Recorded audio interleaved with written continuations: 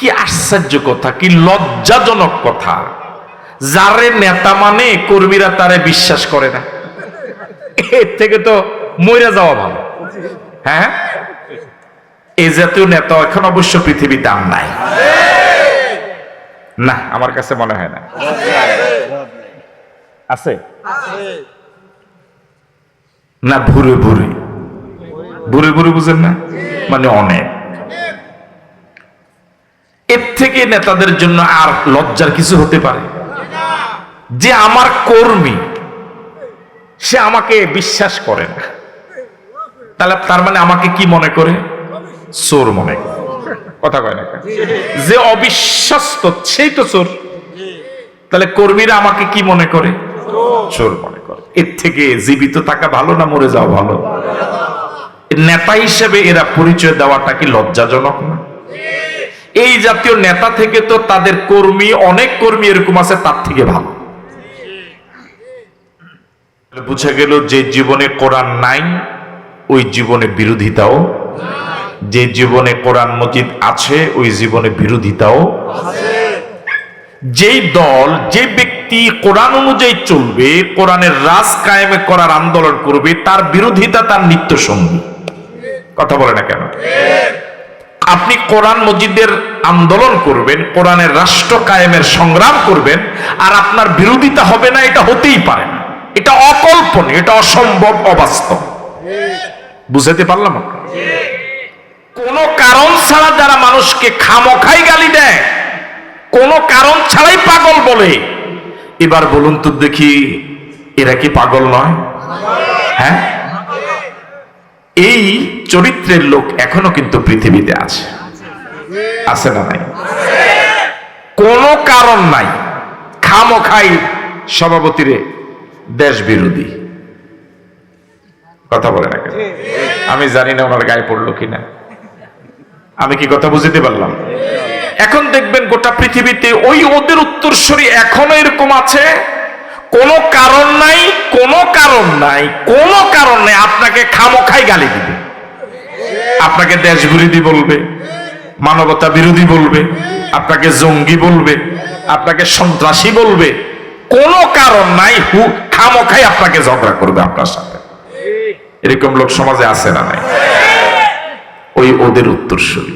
প্রথম পাগল বলা আর প্রথম কারণ হলো কোনো কারণ নাই। আসলে যারা নিজেরা পাগল, কোনো কারণ ছাড়াই মানুষকে তারাই গালি দেয়। কথা বলে না? দ্বিতীয় কারণ হলো, একটু কল্পনা করেন, গোটা আরব মূর্তি পূজায় ভরা, স্বয়ং আল্লাহর ঘরের ভিতরে 360টা মূর্তি আছে না আপনারা? গোটা দেশ একদিকে আর প্রিয় নবী একা একদিকে। যে যুগকে বলা হতো আইয়ামে জাহিলিয়া, অজ্ঞতার যুগ, অন্ধকারাচ্ছন্ন যুগ, মূর্তি পূজায় গোটা জাতি ডুবে আছে, অপরাধের সাগরে ডুবে আছে। একা আল্লাহ নবী দাঁড়িয়ে বললেন, লা, এগুলো আর চলবে না। বুঝতে পারলাম? ইলাহা ইল্লাল্লাহ, একমাত্র মানতে হবে কাকে? কোন ইলাহা নাই, কোন মাবুদ নাই, কোন আইনদাতা নাই, কোন বিধানদাতা নাই। একমাত্র আছেন যিনি, তিনি কে? আওয়াজ দিয়ে বলুন তো, তিনি কে? আরো জোরে বলুন, তিনি কে? এই কথাটা গোটা দেশ একদিকে আর আপনি একা দাঁড়িয়ে একদিকে, এই কথাটা বলাটা কি সাহস বেশি থাকলে সম্ভব না কম থাকলে? আওয়াজ তো বাড়ে নেই, বেশি থাকলে। এটা দুঃসাহসিক কাজ না? এখনো যারা কোনো কারণ ছাড়াই হক্কানি পীর মাশায়েখ, আলেম ওলামা, কোরআনের কর্মীদেরকে, সত্যিকারের দেশপ্রেমিকদেরকে, সত্যিকারের আল্লাহওয়ালা, ফরহেজগার, মুত্তাকি মানুষদেরকে কোনো কারণ ছাড়াই যাদের বিরুদ্ধে তন্ত্র সন্ত্রাস চালায়, ওরাই পাগল। হ্যাঁ, একটা লোক আপনাদের রাস্তা দিয়ে হেঁটে যাচ্ছে, আশেপাশে কেউ নাই, কোনো কারণ নাই, নিজে নিজে কথা বলে, আপনি তাকে কি বলবেন? হ্যাঁ, পাগল বলবেন না? পাগল বলতে কি কারো কাছে জিজ্ঞেস করা লাগবে? কেন? আশেপাশে কেউ নাই, কোনো কারণ নাই, কারোর সাথে কথা বলে না, জিকিরও নয়, বড় খামোখাই বকে। এটা কি কোনো সুস্থ মানুষের কাজ? এই অবস্থা দেখে আপনি বুঝবেন, আপনি বলবেন পাগল। কোরআন মজিদের ৬৮ নম্বর সূরায় কয়টি আয়াত? ওই সূরায় কয়টি রুকু? ওই সূরাটি মাক্কি না মাদানী? এবার সবাই একসাথে বলুন তো সে সূরাটির নাম। আল্লাহ রাব্বুল আলামিন এই সূরাটি শুরু করেছেন একটি অক্ষর দিয়ে, সে অক্ষরটি হলো নুন। কি? নুন। আরেকবার তেলাওয়াত করুন। সওয়াব না গুনাহ? কত সওয়াব? একবার নুন তেলাওয়াত করবেন 30, যদিও নুন হবে। কোরআন মজিদ এত দামি, এত মর্যাদা, এত সম্মান, এত ইজ্জত। এই কোরআন মজিদ তেলাওয়াত করলেও লাভ, দেখলেও লাভ, চুমু খেলেও লাভ, বুকে নিলেও লাভ। শুধু কোরআন মজিদের দিয়া রাষ্ট্রটা চালাইলে লস। বুঝে নেই মনে হয়। মানে কোরআন মজিদের সাথে সংশ্লিষ্ট সব শুধু সওয়াব, সব শুধু লাভ আর লাভ। শুধু কোরআন মজিদ দিয়ে দেশটা যদি চলে তাহলেই লস। এখানে যুবক আছে বলে মনে হয়? কোরআন মজিদ দিয়ে দেশ চললে লাভ না লস? ইমানদারদের লাভ, দুর্নীতি মুক্ত যারা তাদের জন্য লাভ, যারা চুরি করে না তাদের জন্য লাভ, ঠিক না? গোটা দেশবাসীর জন্য লাভ, তবে কিছু দুর্নীতিগ্রস্ত, কিছু চোর এবং টাউটদের জন্য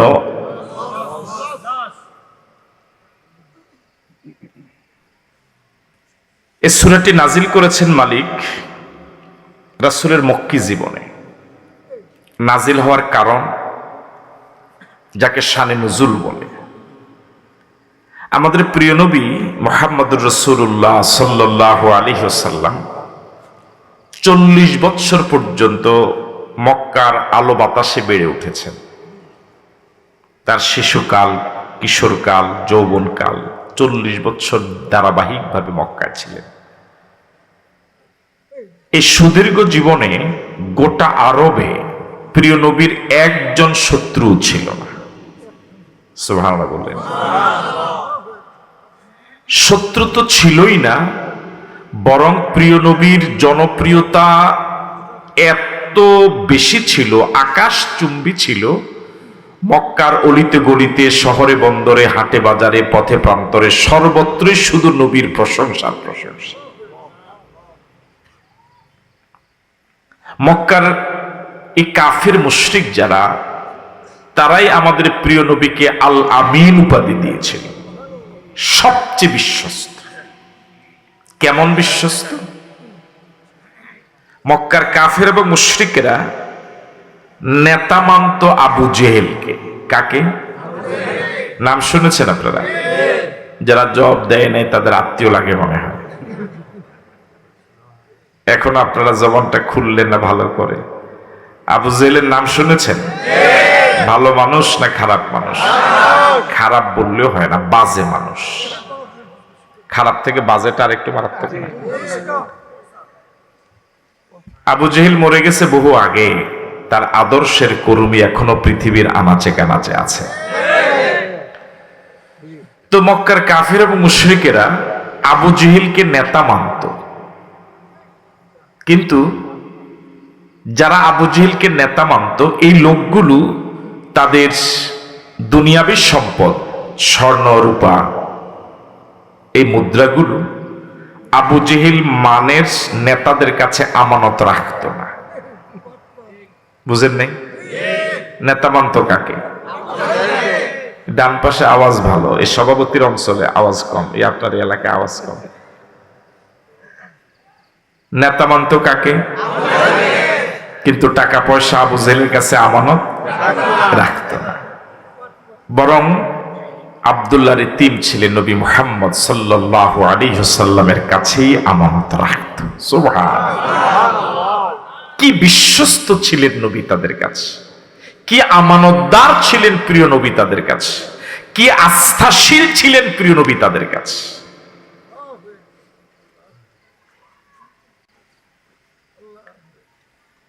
বলুন তো দেখি, আবু জেহেলকে নেতা মানত, আবু লাহাবকে নেতা মানত, কিন্তু টাকা পয়সা আমানত রাখতো না কিসের অভাবে? হ্যাঁ, আবু জেহেলের প্রতি বিশ্বাস। কি আশ্চর্য কথা, কি লজ্জাজনক কথা, যারে নেতা মানে কর্মীরা তারে বিশ্বাস করে না। এর থেকে তো মরে যাওয়া ভালো। হ্যাঁ, এই জাতীয় নেতা এখন অবশ্য পৃথিবীতে আর নাই, না আমার কাছে মনে হয় না। আছে না? ভুরে ভুরে ভুরে ভুরে বুঝেন না, মানে অনেক। এর থেকে নেতাদের জন্য আর লজ্জার কিছু হতে পারে? যে আমার কর্মী, সে আমাকে বিশ্বাস করে না, তাহলে তার মানে আমাকে কি মনে করে? চোর মনে করে। কথা কয় না? যে অবিশ্বস্ত সেই তো চোর। তাহলে কর্মীরা আমাকে কি মনে করে? চোর মনে করে। এর থেকে জীবিত থাকা ভালো না মরে যাওয়া ভালো? নেতা হিসেবে এরা পরিচয় দেওয়াটা কি লজ্জাজনক না? এই জাতীয় নেতা থেকে তো তাদের কর্মী, অনেক কর্মী এরকম আছে তার থেকে ভালো। আবু জেহেলকে নেতা মানত, আমানতদার মানত না। কিন্তু মুহাম্মদ সাল্লাল্লাহু আলাইহি ওয়াসাল্লামকে আমানতদার মনে করত। তারাই রাসূলকে শুধু আমানতদার মনেই করত না, রাসূলকে আল আমিন তারা উপাধি দিয়েছিল। কেমন বিশ্বস্ত ছিলেন রাসূল! সময়ের ব্যবধানে এই লোকেরাই রাসূলকে জন্মভূমি থেকে বিতাড়িত করার জন্য পরিকল্পনা নিয়েছিল দারুন নদওয়া নামক তাদের তৎকালীন সংসদে। 100 লাল ওট ঘোষণা করেছিল, যুবকদেরকে রিক্রুট করা হয়েছিল। রাসূলকে হত্যা করার উদ্দেশ্যে যুবকেরা রাসূলের ঘর ঘেরাও করে আছে। প্রিয় নবী আলী রাদিয়াল্লাহু তাআলা আনহুকে ডাকলেন। একটা লিস্ট হযরত আলী রাদিয়াল্লাহু তাআলা আনহুর হাতে তুলে দিলেন, বলেন আমি চলে যাচ্ছি, তুমি আমার বেডে, আমার খাটে, আমার চাদর গায়ে দিয়ে শুয়ে থাকো, আর এই লোকদের এই আমানতগুলো আমার কাছে আছে, এগুলো তোমাকে বুঝিয়ে দিলাম, এগুলো তাদের হাতে দিয়ে দিও। সুবহানাল্লাহ। যারা রাসূলকে দেশে থাকতেই দিল না, রাসূলের জন্মস্থান, রাসূলের বাবার বাড়ি, রাসূলের দাদার বাড়ি, রাসূলের শ্বশুর বাড়ি, রাসূলের জন্মভূমি, পৈতৃক সম্পদ যেখানে রয়েছে রাসূলের, ওই জায়গায় রাসূলকে থাকতেই দিল না। যে লোকেরা এমন কঠিন সময়ও এই মানের জালেমদের আমানতগুলো রাসূল ফেরত দিতে ভুলে যান নাই, এমন নবীর উম্মত হতে পেরে খুশি না বেজার? এই জন্য মন থেকে আরেকবার বলুন তো আলহামদুলিল্লাহ।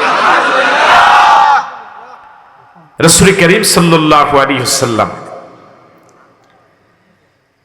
তার উপর যখন কোরআন মজিদ নাজিল হলো, জনপ্রিয়তার ধস নামল। যার জনপ্রিয়তা ছিল আকাশচুম্বী, যে না মাত্র কোরআন মজিদ নাজিল হলো, রাসূল করিম সাল্লাল্লাহু আলাইহি ওয়াসাল্লাম এর জনপ্রিয়তা এত ধস নামলো, ওই প্রশংসাকারী লোকেরাই চরম বিরোধিতা শুরু করল। রাসূল রাস্তায় হাঁটতে গেলে ওরা বিদ্রুপাত্মক মন্তব্য করে,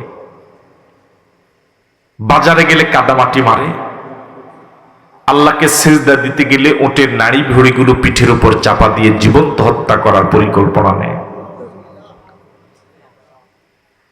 এই যে জনপ্রিয়তার এত ধস নামলো, তার মূল কারণ আরো জোরে বলেন। তাহলে বুঝা গেল যে জীবনে কোরআন নাই ওই জীবনে বিরোধিতাও, যে জীবনে কোরআন মজিদ আছে ওই জীবনে বিরোধিতাও।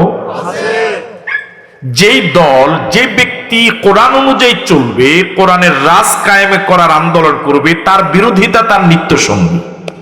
কথা বলে না কেন? আপনি কোরআন মজিদের আন্দোলন করবেন, কোরআনের রাষ্ট্র কায়েমের সংগ্রাম করবেন, আর আপনার বিরোধিতা হবে না, এটা হতেই পারে না। এটা অকল্পনীয়, এটা অসম্ভব, অবাস্তব। বুঝাতে পারলাম? তারা রাসূলকে অকথ্য ভাষায় গালিগালাজ শুরু করেছে, রাসূলকে পাগল বলেছে, কবি বলেছে, গণক বলেছে, জাদুকর বলেছে। এই লোকেরা যখন রাসূলকে পাগল বলা শুরু করেছে ব্যাপক হারে, তখন আল্লাহ রাব্বুল আলামিন তাদের সেই অশ্রাব্য গালি এবং এই তথ্য সন্ত্রাসের বিরুদ্ধে সূরা কলম 52 আয়াত 2 রুকু সম্বলিত 68 নম্বর সূরা নাজিল করে বিশ্ববাসীকে জবাব দিলেন, আমার রাসূল পাগল নন, বরং তোমরাই পাগল। আমি বুঝতে পারলাম? আপনাকে আসে দেখেন তাহলে শানে নজুলটা কি বুঝে আসছে আপনাদের? এবার জানা দরকার, উনি কি এতক্ষণ এখানে ছিল? চেয়ার দেন না কেন? আমি তো দেখিনি কোন দিকে ছিল। জি, এবার ওরা রাসূলকে পাগল বলল কেন? এইভাবে আলোচনা করলে আগ্রহ থাকবে তো শোনার। আবার আপনারা তো সুর শোনার আগ্রহ নিয়ে আসলে তো পরে কাকন রে বকাঝকা করবেন, কি হুজুর আল্লাহ সুর নাই। এভাবে কথা বললে শোনা যাবে তো ইনশাআল্লাহ? ওরা রাসূলকে পাগল বলল কেন? মুফাসসিরগণ এর অনেক কারণ তাফসীরে উল্লেখ করেছেন। এর ভিতরে প্রথম যে কারণটা, সেটা হলো কোনো কারণ নাই, এমনি কয়। বুঝেন নাই? আমি আজকে যুবক এখানে বেশি, এই অনুযায়ী কথাটা এভাবে শুরু করলাম, কিন্তু দেখি যে এখনো কোনো যুবকের আলামত এখনো পাওয়াই যায়নি। ওরা রাসূলকে পাগল বলার অনেক কারণ তাফসীরে এসেছে। এর ভিতরে প্রথম কারণ হলো কোনো কারণ নাই, এমনি কয়। এবার বলুন তো দেখি প্রথম কারণটা কি? সবাই বলতে পারেন নাই। রাসূলকে ওরা পাগল বলার কারণ কি একটা না অনেক? এর ভিতরে প্রথম কারণটা কি? কোনো কারণ নাই, এমনি। ঠিক আছে কথা? এবার বলুন, যারা কোনো কারণ ছাড়া মানুষকে পাগল বলে তারা কি সুস্থ না অসুস্থ? কোনো কারণ ছাড়া যারা মানুষকে খামখাই গালি দেয়, কোনো কারণ ছাড়াই পাগল বলে, এবার বলুন তো দেখি এরা কি পাগল নয়? হ্যাঁ, এই চরিত্রের লোক এখনো কিন্তু পৃথিবীতে আছে, আছে না নাই? কোনো কারণ নাই, খামখাই সভাপতিরে দেশ বিরোধী কথা বলে না কেন? আমি জানি না ওনার গায়ে পড়লো কিনা, আমি কি কথা বুঝতে পারলাম? এখন দেখবেন গোটা পৃথিবীতে ওই ওদের উত্তরসূরি এখনো এরকম আছে। কোনো কারণ নাই, কোনো কারণ নাই, কোনো কারণ নাই, আপনাকে খামখাই গালি দিবে, আপনাকে দেশ বিরোধী বলবে, মানবতা বিরোধী বলবে, আপনাকে জঙ্গি বলবে, আপনাকে সন্ত্রাসী বলবে, কোনো কারণ নাই, খামখাই আপনাকে ঝগড়া করবে আপনার সাথে। এরকম লোক সমাজে আছে না নাই? ওই ওদের উত্তরসূরি। বুঝতে পারলাম? এবার বলুন তো দেখি আমাদের প্রিয় নবীকে পাগল বলার কারণ কয়টা? এর মধ্যে প্রথম কারণ কি? কোনো কারণ নাই, এমনি। এখনো যারা কোনো কারণ ছাড়াই হক্কানি পীর মাশায়েখ, আলেম, ওলামা, কোরআনের কর্মীদেরকে, সত্যিকারের দেশপ্রেমিকদেরকে, সত্যিকারের আল্লাহওয়ালা, ফরহেজগার, মুত্তাকি মানুষদেরকে কোনো কারণ ছাড়াই যাদের বিরুদ্ধে তন্ত্র সন্ত্রাস চালায়, ওরাই পাগল। হ্যাঁ, একটা লোক আপনাদের রাস্তা দিয়ে হেঁটে যাচ্ছে, আশেপাশে কেউ নাই, কোনো কারণ নাই, নিজে নিজে কথা বলে, আপনি তাকে কি বলবেন? হ্যাঁ, পাগল বলবেন না? পাগল বলতে কি কারো কাছে জিজ্ঞেস করা লাগবে? কেন? আশেপাশে কেউ নাই, কোনো কারণ নাই, কারোর সাথে কথা বলে না, জিকিরও নয়, বড় খামখাই বকে। এটা কি কোনো সুস্থ মানুষের কাজ? এই অবস্থা দেখে আপনি বুঝবেন, আপনি বলবেন পাগল। প্রিয় নবী মুহাম্মদুর রাসূলুল্লাহ সাল্লাল্লাহু আলাইহি ওয়াসাল্লাম, আল্লাহর পরে যার মর্যাদা, তামাম জগতের উপরে যার মর্যাদা, আমাদের নবীর মর্যাদা, আল্লাহ রাব্বুল আলামিন লক্ষাধিক নবী এবং রাসূল দুনিয়া পাঠালেন, মাত্র 25 জন নবীর নাম কোরআন শরীফে নিলেন। অন্য নবীদের নাম যখন ডাক দেওয়ার প্রয়োজন হলো, সব নবীদেরকে রব্বুল আলামিন নাম ধরে ডাক দিলেন। সব নবীদেরকে রব্বুল আলামিন নাম ধরে অ্যাড্রেস করলেন, নাম ধরে খেতাব করলেন। ইয়া আদম উসকুন আনতা ওয়া যাওজুকাল জান্নাহ ওয়া মা তিলকা বিয়ামিনিকা ইয়া মূসা। সব নবীদেরকে রব্বুল আলামিন নাম ধরে ধরে ডাক দিলেন।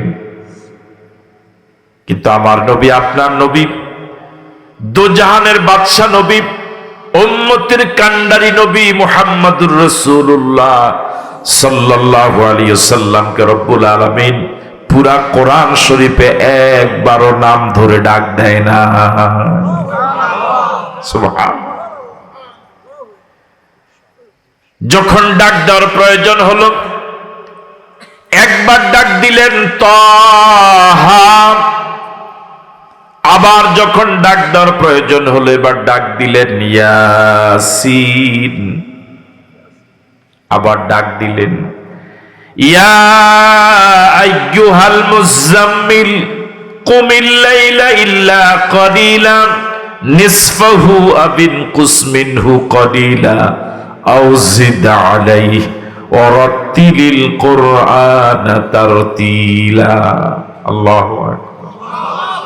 আবার ডাক দিলেন ইয়া আইয়ুহাল মুযাম্মিল ইয়া আইয়ুহাল মুদ্দাসসির কুম ফাআনজির ওয়া রাব্বাকা ফাকাব্বির ওয়া সিয়াবাকা ফাতাহহির ওয়ার রুজজা ফাহাজুর। আবার ডাক দিলেন ইয়া আইয়ুহার রাসূল, আবার ডাক দিলেন ইয়া আইয়ুহান নবী। সুবহানাল্লাহ।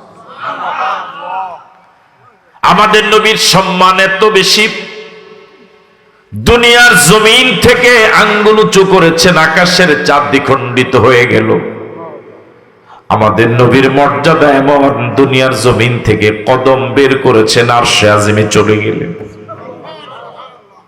আমাদের নবীর সম্মান হাত তুলে মুনাজাত করা প্রয়োজন হয় নাই, মনে মনে কল্পনা করেছেন, তাও আল্লাহ কবুল করে নিলেন।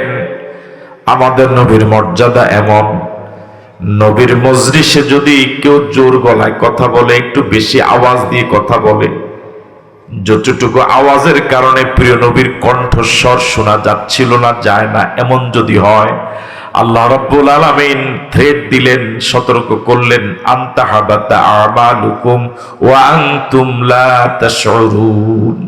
সাবধান, আমার নবীর আওয়াজ থেকে তোমাদের আওয়াজ যেন বড় না হয়ে যায়।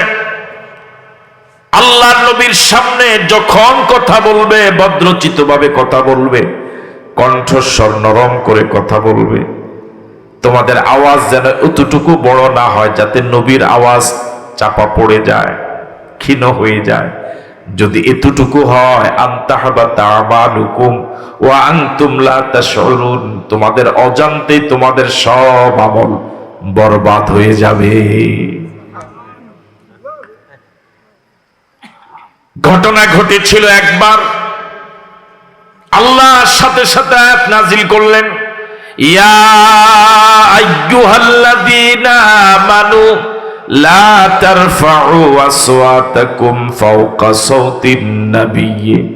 ও ঈমানদারেরা, আমার নবীর আওয়াজ থেকে তোমাদের আওয়াজ যেন বড় না হয়ে যায়। কি নবী!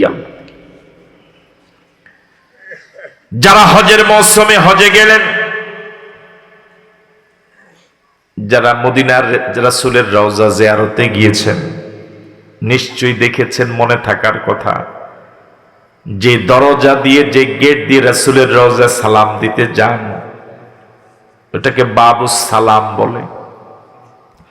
ওই গেটের উপরে এখনো লেখা, ইয়া আইয়ুহাল্লাযীনা আমানু লা তারফাউ আসওয়াতাকুম ফাওকা সাওতিন নাবিয়্যি।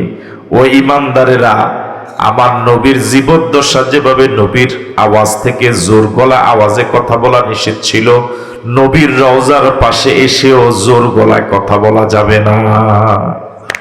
সুবহানাল্লাহ। এমন নবীকে তারা পাগল বলেছে, এমন নবীকে ওরা পাগল বলেছে, এমন নবীকে ওরা পাগল বলল, অন্য কোনো কারণে নয়, শুধুমাত্র কারণ হলো কোরআন, শুধুমাত্র কারণ হলো কোরআন। প্রথম পাগল বলা আর প্রথম কারণ হলো কোনো কারণ নাই। আসলে যারা নিজেরা পাগল কোনো কারণ ছাড়াই মানুষকে তারাই গালি দেয়। কথা বলে না কেন? দ্বিতীয় কারণ হলো, একটু কল্পনা করেন, গোটা আরব মূর্তি পূজায় ভরা, স্বয়ং আল্লাহর ঘরের ভিতরে 360টা মূর্তি আছেন আপনারা। গোটা দেশ একদিকে আর প্রিয় নবী একা একদিকে। যে যুগকে বলা হতো আইয়ামে জাহিলিয়া, অজ্ঞতার যুগ, অন্ধকারাচ্ছন্ন যুগ, মূর্তি পূজায় গোটা জাতি ডুবে আছে, অপরাধের সাগরে ডুবে আছে, একা আল্লাহর নবী দাঁড়িয়ে বললেন, লা, এগুলো আর চলবে না। বুঝতে পারলাম? ইলাহা ইল্লাল্লাহ, একমাত্র মানতে হবে কাকে? কোনো ইলাহা নাই, কোনো মাবুদ নাই, কোনো আইনদাতা নাই, কোনো বিধানদাতা নাই, একমাত্র আছেন যিনি, তিনি কে? আওয়াজ দিয়ে বলুন তো, তিনি কে? আরো জোরে বলুন, তিনি কে? এই কথাটা গোটা দেশ একদিকে আর আপনি একা দাঁড়িয়ে একদিকে, এই কথাটা বলাটা কি সাহস বেশি থাকলে সম্ভব না কম থাকলে? আওয়াজ তো বাড়ে নেই, বেশি থাকলে এটা দুঃসাহসিক কাজ না? আলহামদুলিল্লাহ নাহমাদুহু ওয়া নাস্তাঈনুহু ওয়া নাস্তাগফিরুহু ওয়া নু'মিনু বিহি ওয়া নাতাওয়াক্কালু আলাইহি ওয়া নাউযু বিল্লাহি মিন শুরুরি আনফুসিনা ওয়া মিন সাইয়্যিআতি আ'মালিনা। من يهده الله فلا مضل له ومن يضلله فلا هادي له ونشهد أن لا إله إلا الله وحده لا شريك له ونشهد أن سيدنا وحبيبنا وطبيبنا وطبيب قلوبنا ومولانا محمدا عبده ورسوله الذي أرسل رسوله بالحق بشيرا ونذيرا وداعيا إلى الله بإذنه وسراجا منيرا. فقد قال الله تعالى في كلامه المجيد وفي فرقانه الحميد. সবাই পড়ুন, আউযু বিল্লাহি মিনাশ শাইতানির রাজীম। বিসমিল্লাহির রহমানির রহিম। নুন ওয়াল কলমি ওয়া মা ইয়াসতুরুন। মা আনতা বিনি'মাতি রাব্বিকা বিমাজনুন। وَإِنَّ لَكَ لَأَجْرًا غَيْرَ مَمْنُونٍ وَإِنَّكَ لَعَلَى خُلُقٍ عَظِيمٍ. فَسَتُبْصِرُ وَيُبْصِرُونَ بِأَيِّكُمُ الْمَفْتُونُ.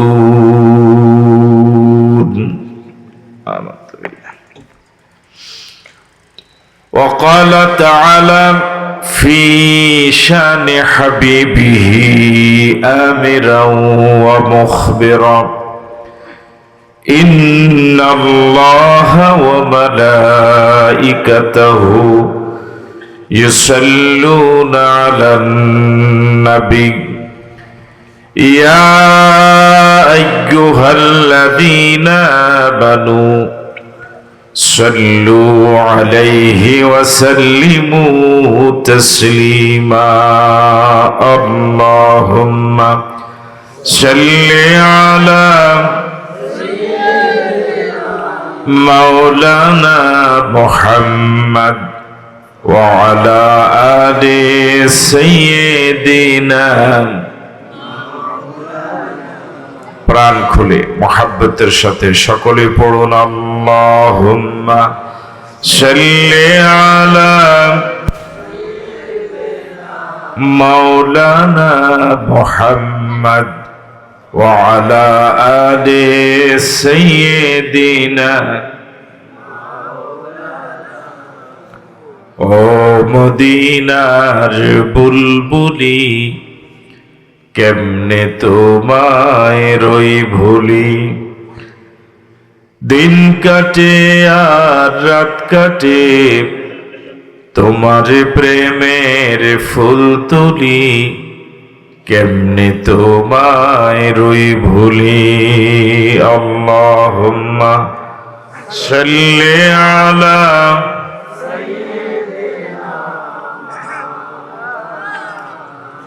وعلى آل سيدنا بلغ العلا بكماله كشف الدجى بجماله حسنت جميع خصاله نسيما جانب بطحا گزر کن نسیما جانب بطحا گزر کن جہو عالم محمد را خبر کن بلغ العلا بکمالہ کشف الدجى بجمالہ حسنت جميع خصاله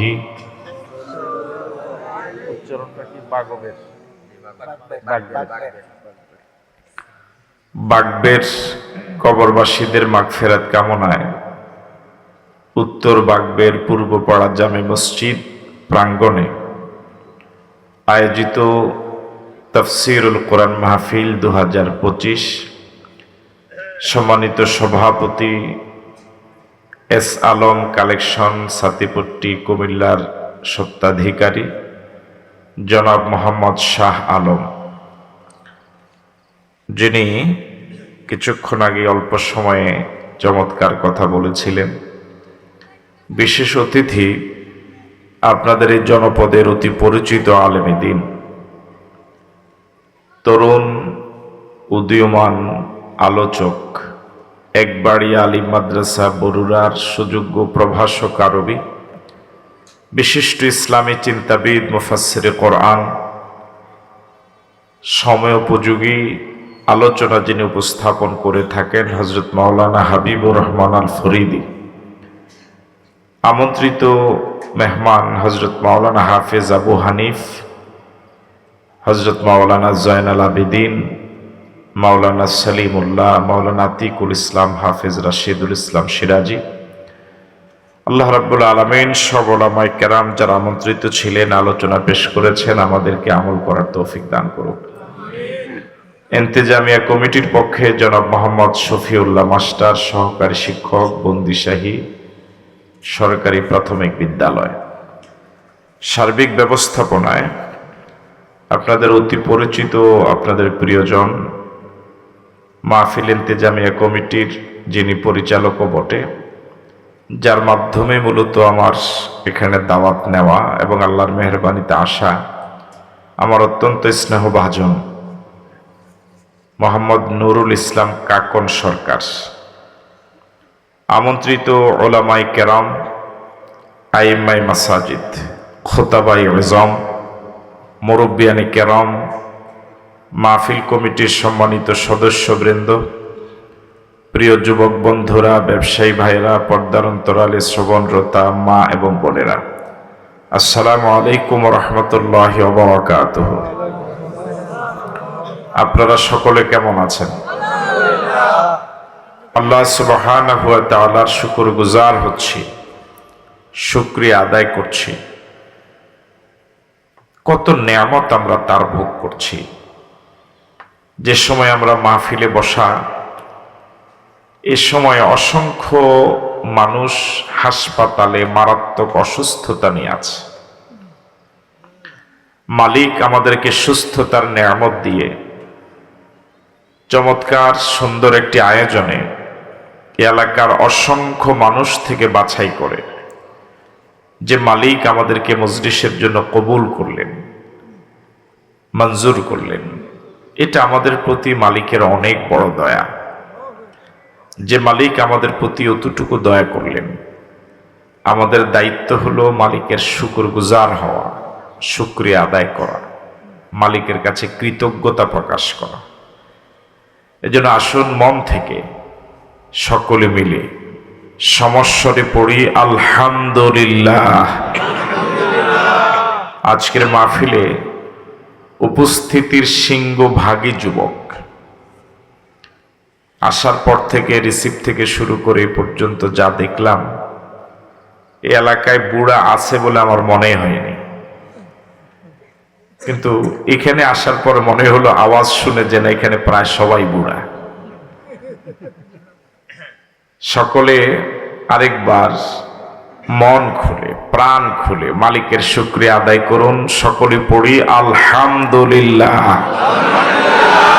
রব্বানা লাকাল হামদ হামদান কাসীরান তাইয়িবান মুবারাকান ফীহি ইয়া রাব্বি লাকাল হামদু কামা ইয়ানবাগি লিজালালি ওয়াজহিকা ওয়া আযীমি সুলতানিক। আমরা আমাদের মালিক যিনি, আমাদের রব যিনি, তার শুকরিয়া আদায় করলাম আলহামদুলিল্লাহ। প্রিয় নবীর প্রতি আমরা সকলে দরুদ পড়ি। আমরা পড়ি সাল্লাল্লাহু আলাইহি ওয়াসাল্লাম। শুহাদায়ে কেরামদের আত্মার মাগফিরাত কামনা করি। দ্বীনের জন্য যারা জীবন দিলেন, মাজলুম হলেন, ফরিয়াদ করছি মালিক শহীদ হিসেবে কবুল করো। আপনাদের এই বাগবের গ্রামের, এটা গ্রামের নাম, এই গ্রামের জমিনে আল্লাহর যত বান্দা যত বান্দি ঈমান নিয়ে কবরে গেলেন, যেহেতু আজকের এই মাহফিলটি কবরবাসীদের রুহের মাগফিরাত কামনায়, শুরুতেই তাদের জন্য দোয়া করি মালিক, অন্ধকার কবরে কে কোন অবস্থায় আছে আমাদের কারোই জানা নাই। তুমি তো দয়ালু, তুমি মেহেরবানি করে এই গ্রামের, এই জনপদের যত মুমিন মুমিনাত অন্ধকার কবরে চলে গেলেন, সকলের কবরকে জান্নাতের বাগান বানায়া দাও। আমরা যারা মাহফিলে এসেছি, গুনার বোঝা নিয়ে এসেছি, গুনার সাগরে হাবুডুবু খাচ্ছি। আমাদের কার কতটুকু গুনাহ অন্যে জানে না। আমরা প্রত্যেকে নিজের গুনার কথা নিজে জানি। আমার আপনার জীবনে একটা সপ্তাহ, একটা মাস, একটা দিন মনে হয় যায়নি যে দিন, সপ্তাহ, মাসে কোনো গুনাহ করি নাই।